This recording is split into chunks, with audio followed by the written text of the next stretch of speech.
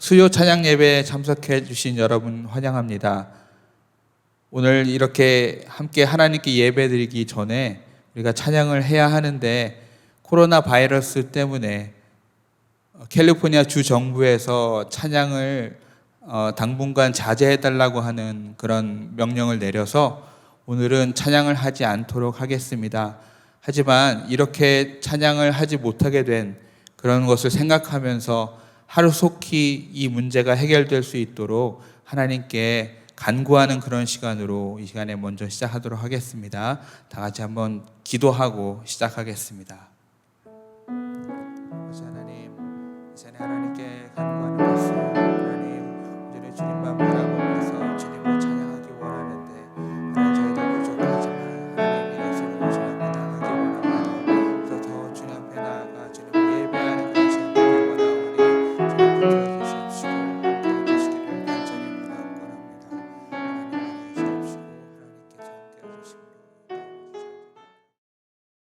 하나님의 말씀은 신약성경 310면 에베소서 1장 3절로 14절의 말씀입니다.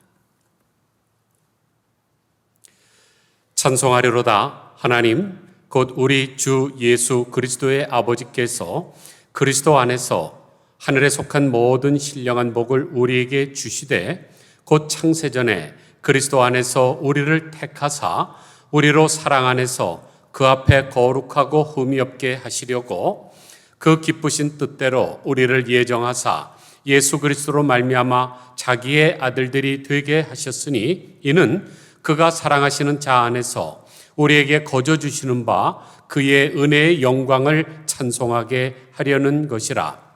우리는 그리스도 안에서 그의 은혜의 풍성함을 따라 그의 피로 말미암아 속량 곧 죄사함을 받았느니라.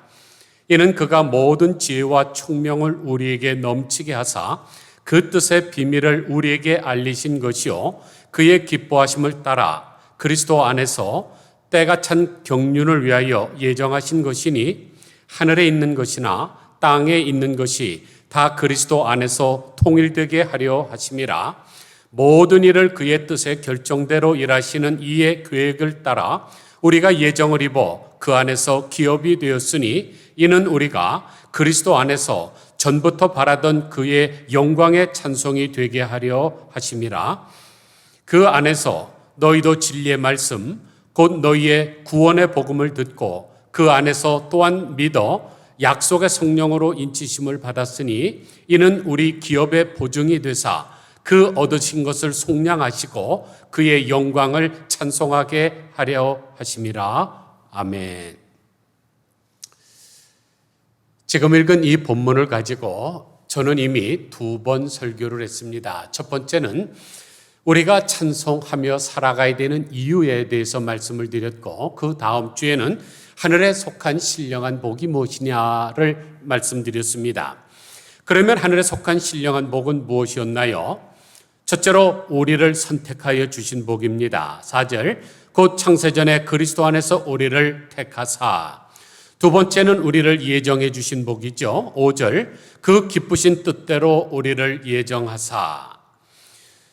세 번째는 우리가 하나님의 자녀가 된 복입니다. 5절 보면 예수 그리스도로 말미암아 자기의 아들들이 되게 하셨으니. 네 번째는 우리가 죄 사함을 받은 복입니다. 7절 보니까 우리가 그리스도 안에서 그의 은혜의 풍성함을 따라 그의 피로 말미암아 속량 곧 죄 사함을 받았으니. 다섯 번째는 우리가 하나님을 알게 된 복입니다. 9절 보니까 그 뜻의 비밀을 우리에게 알리셨으니. 여섯 번째는 만물이 통일된 복이죠. 10절 하늘에 있는 것이나 땅에 있는 것이 다 그리스도 안에서 통일되게 하려 하심이라. 일곱 번째는 우리가 주 안에서 기업이 된 복입니다. 11절 모든 일을 그의 뜻의 결정대로 일하시는 그의 이의 계획을 따라 우리가 예정을 입어 그 안에서 기업이 되었으니.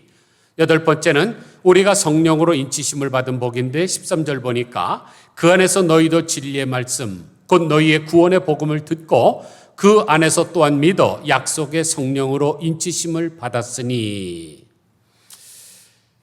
그런데 여기서 우리가 주목해야 될 것은 이 8가지 복들은 다 세속적인 복이 아니라 영적인 복이고, 현세적인 것이 아니라 영세적인 것이고, 나중에 받을 것이 아니라 이미 받았다는 것입니다. 그래서 다 과거형으로 되어 있지 않습니까? 우리를 택하사, 우리를 예정하사, 아들들이 되게 하셨으니, 죄사함을 받았으니, 우리에게 알리셨으니, 통일되게 하려 하심이라, 기업이 되었으니, 성령으로 인치심을 받았으니. 그러므로 하나님을 믿는 사람들은 복을 나중에 받을 사람들이 아니라 이미 복을 받은 사람들입니다. 그런데도 하나님 앞에 기도만 하면 복을 달라고 떼를 쓴다면 어떤 모습일까요? 삼성그룹의 회장이 아들들에게 모든 유산을 다 물려줬습니다. 그런데 아들이 아버지만 만나면 나에게 유산 주세요, 나에게 유산 주세요. 그렇다면 아버지의 마음이 얼마나 아프겠습니까? 또 그런데 아버지한테 구하는 것도 뭐 거대한 것을 구하는 것이 아니라, 아버지 나 공책 한 권 사주세요, 아버지 나한테 펜 한 자루 사주세요, 이런다면 아버지가 뭐라 그러겠습니까? 얘야 정신 좀 차려라 그러지 않겠습니까? 이와 같이 하나님께서도 우리에게 정신을 차리라고 말씀하실 것입니다. 그러면 우리가 받은 복들은 어떤 복들이에요? 한마디로 말하면 어마어마한 복입니다. 만유의 대주제자, 이 우주 만물을 창조하신 하나님의 자녀가 된 복입니다. 이것만큼 큰 복이 어디 있겠습니까? 그 외에도 많지만 또 하나님의 나라의 그 모든 기업을 상속받은 자들입니다. 이런 것이 있을 수가 있습니까? 빌 게이츠 아들이 이거보다 더합니까? 그런데 이 사실을 확증하기 위해서 마지막 날에 뭘 하셨습니까? 인치심을 하셨습니다. 그것은 성령으로 보증을 해주는 거죠. 도장을 꽝 찍어서 확인을 시켜주신 것입니다.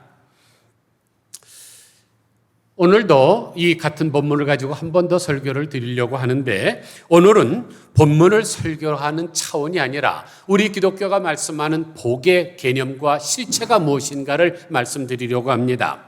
왜냐하면 많은 신자들이 기독교를 믿는다고 하면서도 기독교의 교리를 믿는 것이 아니라 세속의 교리와 기독교의 교리에 그것을 짬뽕을 해갖고 짬뽕 신학을 믿기 때문입니다. 한국 사람들은 한 맺힌 사람들처럼 현세적인 복을 받기를 굉장히 원하고 있습니다. 왜냐하면 우리 한국은 지난 5,000년 동안 수많은 외세의 침략을 받았고, 또 그 결과 너무나도 못 살았고 가진 것이 너무나 없었기 때문입니다. 그래서 우리 민족은 물질적인 것에 관심이 많습니다.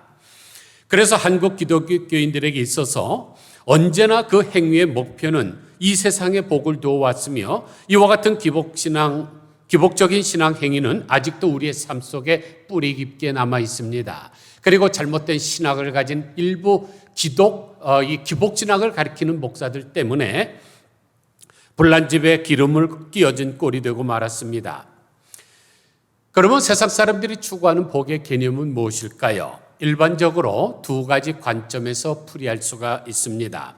첫째는 소극적 관점에서 삼재 판란을 벗어나는 의미로서의 복입니다. 그러면 삼재란 무엇일까요? 삼재는 대삼재와 소삼재로 나누는데, 대삼재란 화재, 수재, 풍재를 말하죠. 그러니까 산불이나 또는 화산 폭발과 같은 것이 화재입니다. 또 홍수와 물난리와 같은 것이 수재입니다. 또 허리케인과 토네이도 같은 것이 풍재입니다. 반면에 소삼재는 도병재, 지력재, 기근재를 말하는데, 도병재란 칼을 가지고 사람을 위험하게 만들며 전쟁이 일어나 불안과 공포를 느끼게 하는 재앙을 말합니다. 지력재란 질병이나 전염병으로 사람의 생명을 위협하는 것을 말하고, 기근재란 흉년으로 곡식이 부족해서 굶주림을 말합니다. 그리고 판란이란 지옥, 악귀, 축생, 우월단, 장수천, 농맹, 음아, 새집, 판총, 불전, 불우 등을 말합니다. 쉽게 말해서 귀신을 안 만나고 짐승으로 태어나지 않고 벙어리나 귀머거리나 장님으로 안 태어나는 것이 복이라고 믿는 것입니다. 이와 같이 자연적인 재해, 사회적인 재해, 개인적인 재해에서 벗어나는 것을 복으로 이해했죠. 둘째로 적극적인 의미에서는 오복이나 삼복을 말하는데 이 오복은 서경이라는 책에 나옵니다. 수, 부, 강령, 요도, 고명종. 그래서 오래 살고 재물이 있으며 건강하고 덕이 있고 제명에 죽는 것을 복이라고 믿었습니다. 그리고 삼복이란 연명장수, 부귀, 영화, 평강, 안녕을 말합니다. 따라서 복을 얻기 위한 신앙 행위도 두 종류로 분류될 수가 있는데 소극적 의미에서 재액을 제거하기 위한 행위로서 푸닥거리와 앵마기와 나래와 부적과 방매기 같은 재취사 행위가 있습니다. 방매기란 복숭아 나무 가지로 만든 비로 창살을 두드리며 악귀를 문 밖으로 내쫓는 민간신앙의 형태죠. 그리고 적극적인 의미에서 복을 얻기 위한 행위로 고사와 굿이 있습니다. 이와 같이 복을 비는 종교 행위의 대상으로 특히 인간의 복을 주관한다고 믿는 신들을 숭배하게 되었습니다. 그래서 무속 종교에서는 제석신, 대감신, 성조 등이 모두 인간의 수명과 재물과 성공을 주관하는 신으로 숭배되었으며 민간 신앙의 토착화 된 불교의 형태라고 할 수 있는 삼성각, 산신각, 칠성각에 모여진 삼신, 즉 산신, 칠성, 독성 역시 인간의 수명과 재물과 안녕을 주관하는 신으로 숭배되어 있습니다. 그러나 우리 기독교가 말하는 복의 실체는 뭘까요? 성경에서 복이라 그럴 때 대표적으로 사용하는 단어가 히브리어로 바라크입니다. 그런데 이 바라크라는 단어는 무릎을 꿇다는 것이죠. 그런데 이 바라크는 하나님에게만 사용합니다. 우리는 사람에게 무릎을 꿇지 않죠. 하나님에게만 무릎을 꿇는데 하나님에게 무릎을 꿇어야 복이 옵니다. 왜냐하면 하나님만이 만복의 근원이시기 때문입니다. 하나님께서 이미 우리에게 복을 주신 것이 많죠. 그런데 이것이 내 것이 되기 위해서는 무릎을 꿇는 것이 선행이 되어야 됩니다. 그래서 복은 약속어음과 같습니다. 예를 들어서 여러분이 지금 은행에 100만 불이 지금 예금되어 있습니다. 그런데 에헴 하고 여러분이 은행에 들어간다고 그 사람들이 줍니까? 안 주지요. 어떻게 해야 됩니까? 출납 전표를 써서 내밀어야 됩니다. 내가 20만 불을 달라 써야 그 은행원들이 주는 것이죠. 하나님도 마찬가지입니다. 하나님 앞에 무릎을 꿇어야 우리에게 주시기로 약속된 것이 주는 것입니다. 그냥 가만히 있는다고 주는 것이 아니죠. 그래서 세상 사람들이 말하는 복 또는 행복이라고 할 때 사용하는 것은 해피니스입니다. 제가 몇 차례 말씀드린 적이 있지만 이 해피니스라는 단어는 해프닝이라는 단어에서 왔습니다. 여러분 길거리를 지나가다가 흑인을 만나면 흑인들이 그 말을 많이 써요. 이렇게 껄렁껄렁하게 걸어가면서 Amen, what's happening? 뭐 이런 말 하죠. 그게 뭐예요? 너에게 지금 무슨 일이 일어났느냐? 우연히 발생하다는 뜻입니다. 그래서 세상의 복은 우연히 발생합니다. 마치 백주대낮에 벼락을 맞은 것처럼 복권에 당첨될 수도 있죠. 그런데 복권 당첨됐다고 그게 복입니까? 일시적인 복은 될 수 있지만 당첨된 후에 훨씬 더 불행한 삶을 사는 사람들이 많습니다. 그런 것은 진정한 복이 아니죠. 그런데 우리 기독교에서 말하는 복은 blessedness라고 부릅니다. 이 bless라는 단어는 bleed라는 단어에서 왔는데 bleed는 피를 흘리다는 뜻이죠. 구약에서 우리가 동물 제사를 하나님 앞에 드릴 때 동물을 죽여서 피를 흘립니다. 그러면 하나님이 그것을 받으시고 복을 베풀어 주시는 것이죠. 여러분들은 예수님께서 말씀하신 팔복을 기억하실 것입니다. 그런데 그 8가지 중에 단 한 가지도 현세적인 복이 있습니까? 아니죠. 다 물질적인 복이 아니고 다 영적인 복입니다. 그러면 어떤 분은 온유한 사람은 복이 있나니 저희가 땅을 기업으로 얻을 것임이라고 말씀을 했으니까 물질적인 복이라고 할 수 있지 않느냐고 이야기할 수 있지만 여기 땅이라고 번역된 헬라어가 게입니다. 게는 땅을 말할 수도 있지만 세상을 말합니다. 여러분 영어로 geology 그러면 지리학이라는 단어 아닙니까? 그 맨 앞에 나온 GE, 그게 헬라어계에서 나왔습니다. 그러므로 온유한 사람이 복이 있다고 하시면서 저희가 땅을 기업으로 얻는다는 말은 세상을 얻는다는 말입니다. 더 나아가서 천국을 얻는다는 뜻이죠. 민수기 12장 3절을 보면 이 사람 모세는 온유함에 지면의 모든 사람보다 승하더라 그랬는데 가만히 한번 생각해 보세요. 모세가 온유했습니다. 그러면 온유한 사람은 복이 있다 그래서 땅을 얻는다 그랬는데 모세가 정말로 땅을 얻었습니까? 모세는 가나안 땅에 들어가지도 못했습니다. 그리고 그의 무덤은 어디 있는지 아는 사람이 없다고 말했습니다. 예수님께서도 나의 마음은 온유하고 겸손하니 그랬는데 예수님이 땅이 있었습니까? 당신이 묻힐 무덤도 없어서 아리마대의 무덤을 빌려서 했는데 무슨 땅을 기업으로 얻습니까? 그러니까 거기서 말하는 땅은 세속적인 그런 땅을 말하는 것이 아닙니다. 그리고 의에 줄이고 목마른 자는 복이 있나니 저희가 배부를 것임이라 그랬는데 여기서도 배부른다는 것이 육신적인 배부름을 생각하시면 안 됩니다. 의에 줄이고 목마른 것도 영적인 것과 마찬가지로 영혼이 충만하게 된다는 뜻이지 우리의 육신의 배가 부르게 된다는 뜻이 아닙니다. 사실 이 세상의 복은 아무리 가져도 끝이 없죠. 사탄이 마지막 날에 갇히는 곳을 무저갱이라고 부릅니다. 무자는 없을 무자고 저는 바닥 저자고 갱은 갱도갱자 아닙니까? 바닥이 없는 끊임없는 그런 우물인데 바닥이 없습니다. 영원히 밑에가 뻥 뚫린데 인간의 탐욕도 마찬가지예요. 아무리 집어넣어도 만족할 수가 없습니다. 그래서 저희 어머니가 자주 사용하는 표현 중에 인간의 탐욕은 지구의 땅 거죽보다도 두껍다 그런 말씀하는데 옳은 말씀이죠. 그러나 의에 줄이고 목마른 사람에게는 만족함이 있습니다. 충만함이 있습니다. 그래서 사도 바울의 서신서를 보면 감옥에서 쓴 옥중서신인데도 계속 반복해서 하는 말씀이 뭡니까? 내가 너희에게 말하노니 기뻐하라. 다시 말하노니 기뻐하라 말씀을 합니다. 영적으로 충만한 상태죠. 그렇다면 팔복의 8가지 모두가 영적인 복 아닙니까? 우리 기독교가 말하는 복의 정의는 세상 사람들이나 다른 종교에서 말하는 것처럼 물질적이고 현세적이고 육신적인 것이 아닙니다. 이것을 증명할 수 있는 아주 좋은 구절이 창세기에 나오는데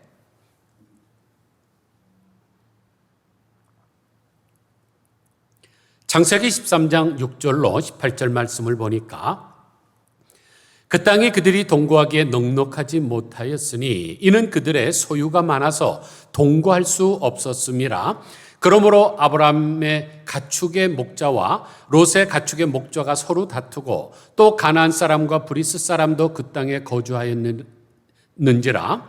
아브라함이 롯에게 이르되 우리는 한 친족이라 나나 너나 내 목자나 내 목자나 서로 다투게 하지 말자. 네 옆에 온 땅이 있지 아니하냐. 나를 떠나가라. 내가 좌하면 나는 우하고 내가 우하면 내가 좌하리라.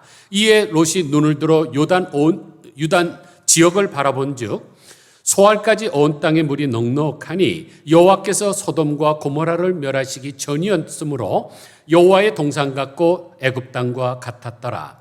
그러므로 롯이 요단 온 지역을 택하고 동으로 옮기니 그들이 서로 떠난지라. 아브라함은 가나안 땅에 거주하였고 롯은 그 지역의 도시들에 머무르며 그 장막을 옮겨 소돔까지 이르렀더라. 소돔 사람은 여호와 앞에 악하며 큰 죄인이었더라. 롯이 아브라함을 떠난 후에 여호와께서 아브라함에게 이르시되 너는 눈을 들어 너 있는 곳에서 북쪽과 남쪽과 그리고 동쪽과 서쪽을 바라보라. 보이는 땅을 내가 너와 내 자손에게 주리니 영원히 이르리라. 내가 내 자손이 땅에 티끌 같게 하리니 사람이 땅에 티끌을 능히 셀 수 있을진데 내 자손도 세리라. 너는 일어나 그 땅을 종과 횡으로 두루 다녀보라. 내가 그것을 내게 주리라. 이에 아브라함이 장막을 옮겨 헤브론에 있는 마므레 상수리 수풀에 이르러 거주하며 거기서 여호와를 위하여 제단을 쌓았더라. 이야기는 여러분들이 너무나 잘 아는 이야기인데 아브라함의 목자의 가축들과 이 또 롯의 소유한 가축들이 너무나 많아서 이 다툼이 일어났습니다. 왜냐하면 이 이스라엘이란 땅은 그렇게 비가 많이 오는 그런 풍요로운 목초지가 많지를 못합니다. 그래서 양은 많고 염소는 많고 소는 많은데 목초지가 부족하니까 서로 다투게 된 것이죠. 그래서 아브라함이 한 가지 제안을 합니다. 나를 떠나라. 내가 좌하면 내가 우하고 내가 우하면 내가 좌하리라. 그런데 여러분들은 여기서 한 가지를 이해를 하셔야 이 본문을 잘 이해하실 수가 있습니다. 히브리 말로 오른쪽이라는 단어와 남쪽이라는 단어가 똑같습니다. 야민이라는 단어를 사용하고 있는데, 왜냐하면 유대인들은 어떤 방향을 제시할 때 지금과 같이 내비게이션이나 또는 이런 나침판이 없으므로 자기들이 평상시에 늘 아는 대로 태양이 떠오르는 쪽을 향해서 씁니다. 그러니까 오른쪽이 야민이 되고 남쪽이 야민이 됩니다. 그런데 야곱이 막내 아들을 낳고 이름을 뭐라고 줬습니까? 벤야민이라고 줬죠. 우리는 베냐민 이렇게 발음하지만 원래는 벤야민입니다. 그런데 벤은 아들이라는 뜻이고 야민은 남쪽이라는 말도 되고 오른쪽이라고 되죠. 그러니까 오른손의 아들이라는 말도 되고 남쪽의 아들이라고도 할 수 있습니다. 그러므로 아브라함이 내가 좌하면 내가 우하고 내가 우하면 내가 좌하리라는 말씀은 네가 가나안 땅에서 남쪽으로 내려가면 내가 북쪽으로 가고 네가 북쪽으로 가면 내가 남쪽으로 가겠다는 말이었습니다. 그런데 이 방향을 잡기 위해서 태양이 떠오르는 요단강 동편 쪽으로 봤더니 거기는 정말로 물이 넉넉했습니다. 아직 하나님이 심판하시기 전인 것으로 여호와의 동산 같고 애굽 땅과 같이 물이 철철 넘쳤죠. 그러니까 이 롯이 그 요단강을 넘어서 그쪽으로 가게 됐습니다. 하나님의 축복의 울타리에서 벗어난 것이죠. 그 결과 어떻게 됐습니까? 우리가 잘 알듯이 쪽박차고 말았습니다. 그가 얼마나 부자였든지 이 자기에서 기르는 집에서 일하는 목자들이 많았습니다. 또 이 양과 소와 염소가 너무너무 많아서 이 목초지 때문에 옮겨가게 됐는데 하나님이 심판하는 날 어떻게 됐습니까? 술병 하나 들고 나왔죠. 달랑 술병 하나 들고 나와서 다 자기 마누라도 죽고 자기 사위들도 죽고 또 그다음에 모든 재물도 다 날아가고 그러니까 속상해서 술 한잔 먹고 자기 딸과 간음해서 근친상간하지 않았습니까? 그런데 아브라함은 어떻게 됐나요? 롯을 떠난 후에 헤브론에 있는 마므레 상수리 수풀에 가서 거했습니다. 그러면 헤브론 하면 생각나는 것이 뭡니까? 여러분이 여러 가지 성경적 상식을 가져야 성경을 이해할 때 입체적으로 이해할 수가 있습니다. 헤브론은 가나안 땅에 있던 6개의 도피성 중에 하나지요. 그리고 그의 뜻은 연합 또는 교제라는 뜻입니다. 그래서 신약에 와서 예수님이 도피성 되는 것 아닙니까? 예수님께서 말씀하시기를 수고하고 무거운 짐진 자들아 다 내게로 오라 그랬습니다. 구약시대 때 어떤 사람이 죄를 짓고 범죄하여서 도망을 하게 될 때 도피성에 가면 대제사장이 죽는 때까지 그 안에 있으면 살아날 수가 있었습니다. 마찬가지로 대제사장 되신 예수님께서 신약시대의 도피성입니다. 그래서 수고하고 무거운 짐자들아 다 내게로 오라 그런 것이죠. 그런데 이런 것들은 예수님께 나아가서 관계를 맺고 연합할 때만 가능한 것입니다. 그러니까 아브라함은 롯과 같이 세상적인 물질을 쫓아간 것이 아니라 어떻게 한 것이에요? 하나님과 교제를 나누기 위해서 하나님께 나아간 것입니다. 그래서 마므레가 무엇입니까? 마므레는 열렬한이라는 뜻입니다. 지금 아브라함이 하나님과 연합하고 교제하기 위해서 열렬한 마음으로 마므레에 나아간 것입니다. 그러니까 거기서 이어서 단을 쌓았죠. 그런데 세상의 욕망을 쫓아가지 않고 하나님을 찾아간 결과는 어떻게 됐습니까? 아브라함은 정말로 놀라운 복을 받았습니다. 세상의 3대 종교라고 하는 기독교와 유대교와 이슬람교의 믿음의 조상이 되었고 더 나아가서 예수 그리스도의 조상이 되었습니다. 다시 말씀드리지만 온 세상을 얻은 것이죠. 이와 같이 세상적인 물질을 추구하는 사람은 쪽박을 차지만 반대로 하나님과의 관계를 바르게 맺고자 열심인 사람은 영육간에 필요한 모든 복들을 받습니다. 아브라함 영육간에 필요한 모든 복 다 받았죠. 그래서 성경을 보면 항상 복을 말씀하실 때에 앞에 조건절을 말씀하십니다. 신명기 28장 1절로 6절을 보니까 내가 내 하나님 여호와의 말씀을 삼가 듣고 내가 오늘 내게 명령하는 그의 모든 명령을 지켜 행하면, 조건절입니다. 행하면 내 하나님 여호와께서 너를 세계 모든 민족 위에 뛰어나게 하실 것이라. 내가 내 하나님 여호와의 말씀을 청종하면, 이것도 조건절입니다. 이 모든 복이 내게 임하며 내게 이르리니 성읍에서도 복을 받고 들에서도 복을 받을 것이며 내 몸의 자녀와 내 토지의 소산과 내 짐승의 새끼와 소와 양의 새끼가 복을 받을 것이며 내 광주리와 떡 반죽 그릇이 복을 받을 것이며 내가 들어와도 복을 받고 나가도 복을 받을 것임이라 그랬습니다.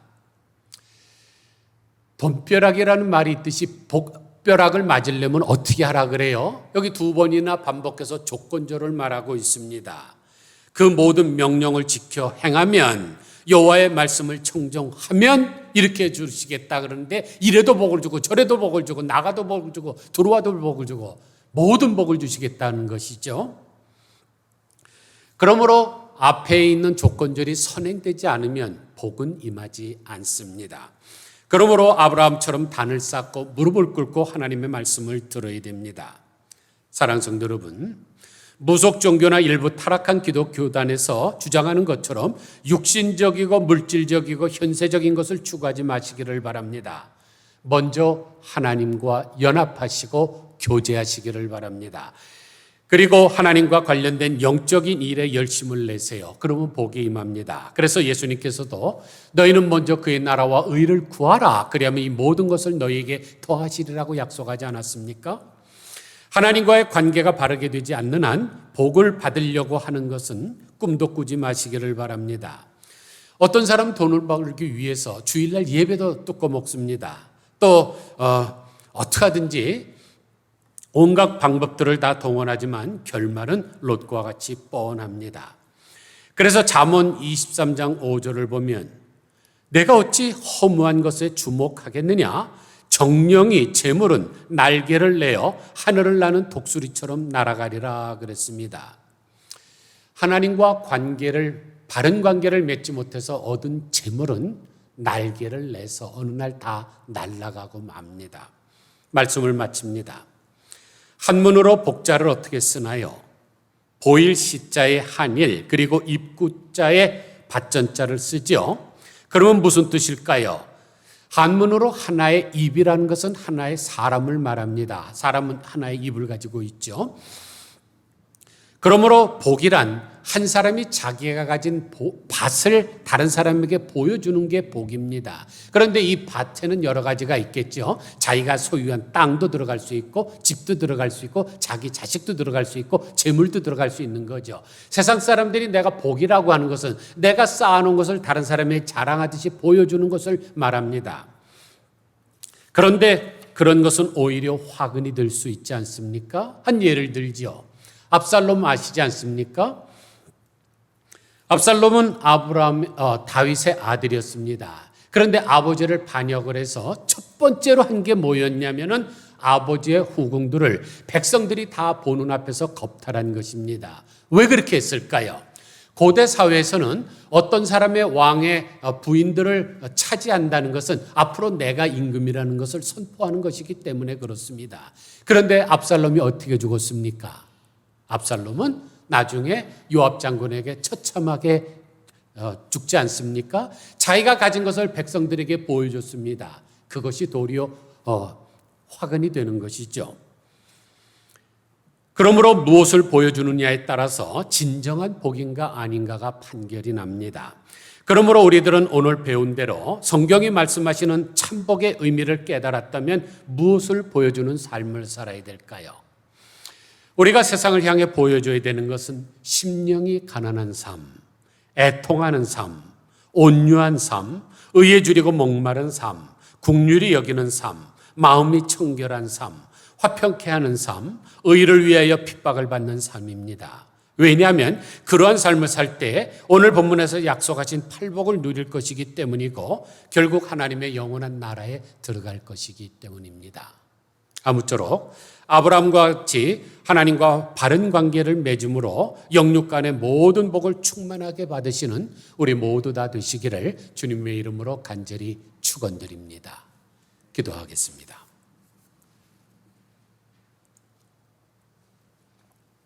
하나님 아버지, 에베소서 1장 3절로 14절 똑같은 본문을 가지고 3번이나 설교를 했습니다.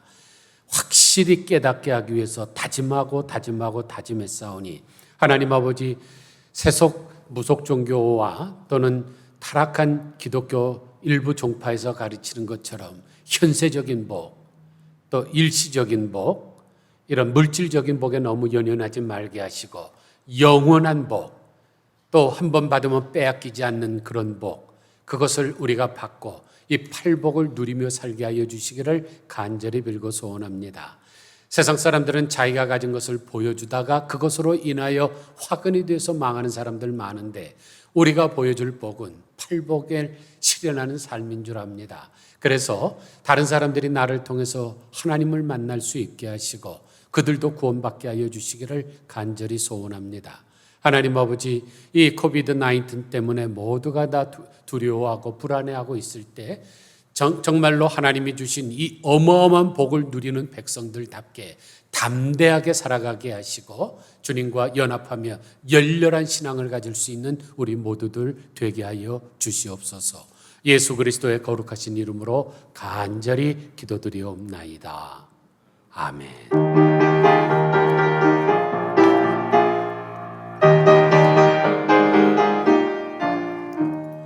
세상 모든 풍파너를 흔들어 약한 마음 낙심하게 될 때에 내려주신 주의 복은 세여라.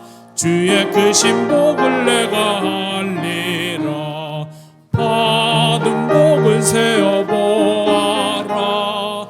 크신 복을 내가 알리라. 받은 복을 세어 보아라. 주의 크신 복을 내가 알리라. 세상 근심 걱정 너를 누르고 십자가를 등에 지고 나갈 때 주가 내게 주신 복은 세여라. 두려움 없이 항상 찬송하리라. 받은 복을 세어 보아라. 크신 복을 내가 알리라. 받은 복을 세어 보아라. 주의 크신 복을 내가 알리라. 세상 권세 너의 앞길 막을 때 주만 믿고 낙심하지 말아라. 천사들이 너를 보호하리니 염려 없이 앞만 보고 나가라. 받은 복을 세어 보아라.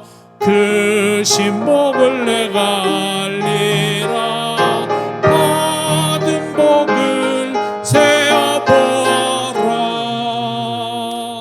주의 크신 복을 내가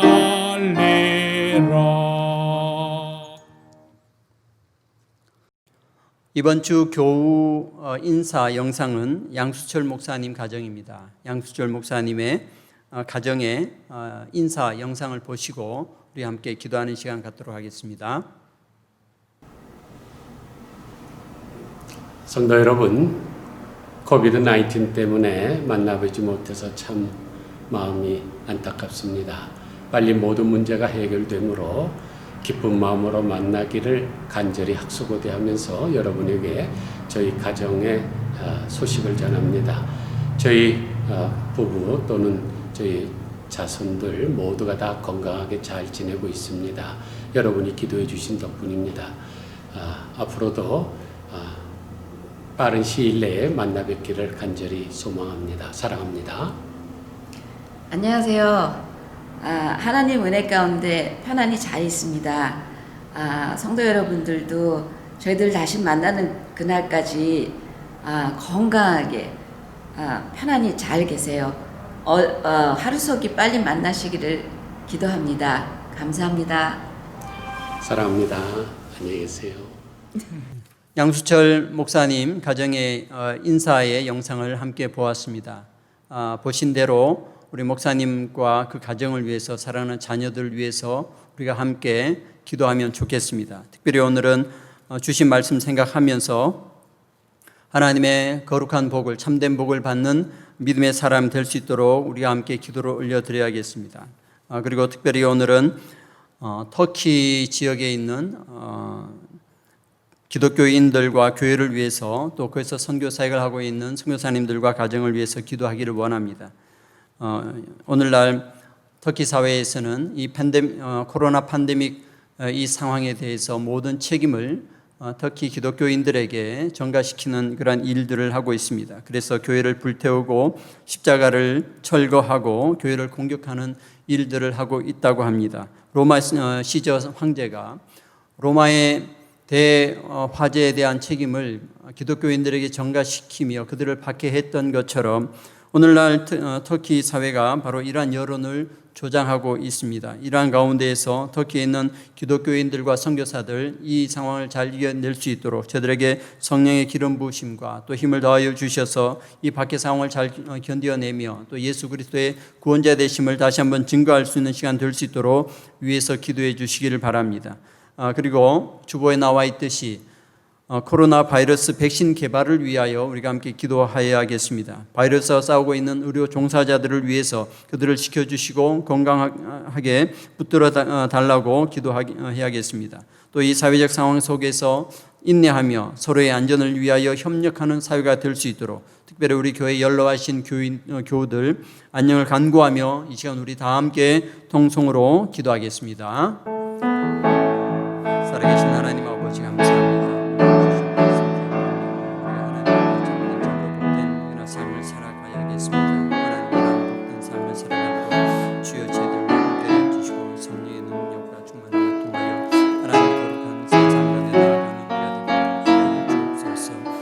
바이러스의 상황 속에서 우리가 너무나 힘들고 어려운 가운데 있지만 우리가 서로를 협력하며 서로의 안녕을 주기 위하여 수고하며 노력하며 아버지를 위해서 격려하며 또 그들의 건강을 삼게 기도하오니 주여 우리의 기도 가운데 인자하여 주시고 우리 기도를 응답하여 주옵소서.